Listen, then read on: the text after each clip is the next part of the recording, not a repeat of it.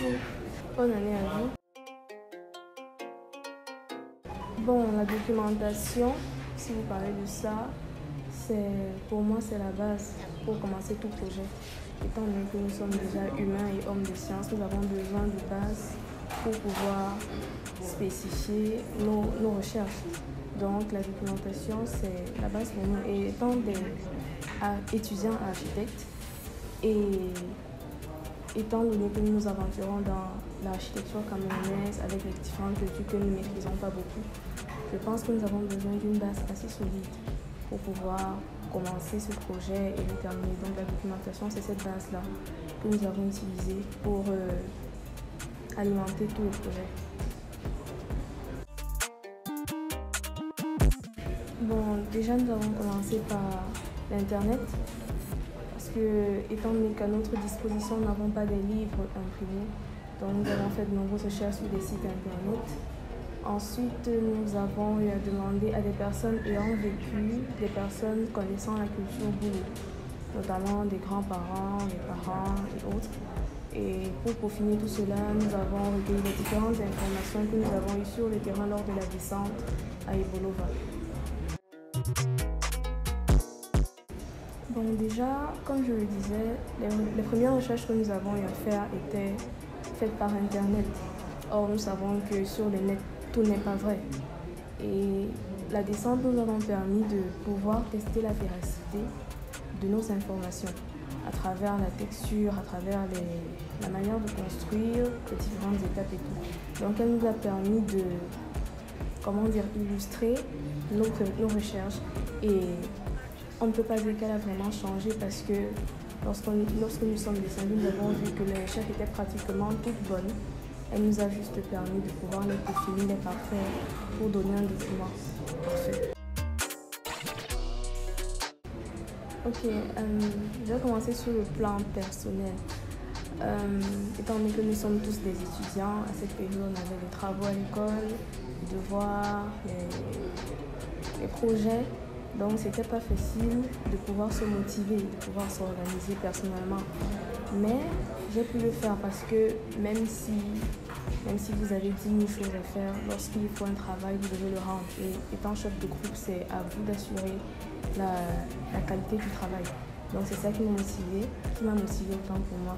Et ensuite, sur le plan collectif, c'était pas facile parce que dans mon groupe, j'étais la plus jeune.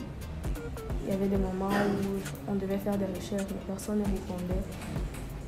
C'est vrai, il y avait certaines personnes, notamment John Lai, qui a eu à faire des recherches, je crois que c'est la seule. Et c'était pas facile, mais je ne pouvais pas aussi me mettre dans la position de m'élever, de dosser le ton sur mes aînés. Donc j'allais avec un peu de délicatesse.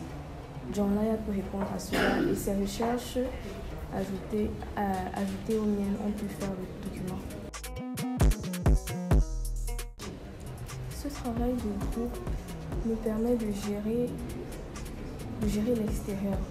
Parce qu'en tant qu'architecte, lorsqu'on fait un projet, on peut se dire que bon, pour moi, c'est le meilleur projet qui soit. Or, en travaillant en groupe, avec les critiques positives et négatives, ça permet pour des personnes qui sont assez humbles et assez ouvertes d'esprit de pouvoir prendre ces critiques et parfaire le travail.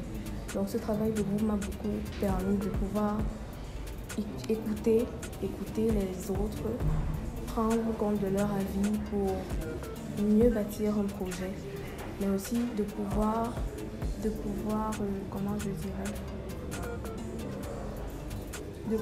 m'affirmer, voilà. Parce que c'est pas facile étant tous jeunes, étant jeune, ça sera pas toujours facile pour moi de pouvoir porter ma voix, laisser ma voix se faire entendre. Donc ce travail de groupe m'a permis de m'affirmer et de prendre conscience du rôle que j'ai lorsque je suis dans un groupe et lorsque je suis chef de groupe. Le conseil que je pourrais donner, c'est de ne pas se dire qu'on connaît tout. Parce qu'en allant à Ebolova, je me disais que je connaissais déjà tout. Or, c'était une grosse erreur. Lorsqu'on est architecte, lorsqu'on est architecte et lorsqu'on est humain, en fait, on doit être prêt à pouvoir accepter, à toujours prendre les informations des autres. le conseil que je pourrais donner, ce serait de ne jamais s'engager dans un projet et dire qu'on connaît tout. C'est faux. Toujours prendre conscience et prendre en compte la vie des autres, prendre en compte leur opinion et écouter pour le cas pratique de la culture camerounaise, savoir écouter les anciens.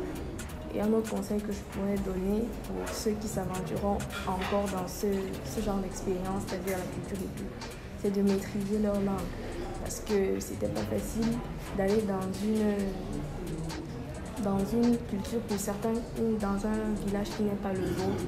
C'est vraiment d'essayer de maîtriser la langue et d'accepter qu'on nous apprenne aussi. Bon, je veux d'abord remercier Dieu parce que sans lui, cela n'aurait pas pu être possible. On aurait pu faire un accident ou n'importe quoi. Déjà lui. Ensuite, remercier tout le groupe parce que si on est si bien organisé, c'est un travail d'équipe. Si on a pu voyager, c'est un travail d'équipe. Si on a pu faire cette descente, c'est toujours un travail d'équipe. Donc, remercier les membres de mon groupe ainsi que le grand groupe en général. Et juste nous encourager à continuer ainsi. C'est vrai que c'était pas parfait, mais c'était déjà un très bon début. Juste nous encourager à continuer ainsi. Merci à vous.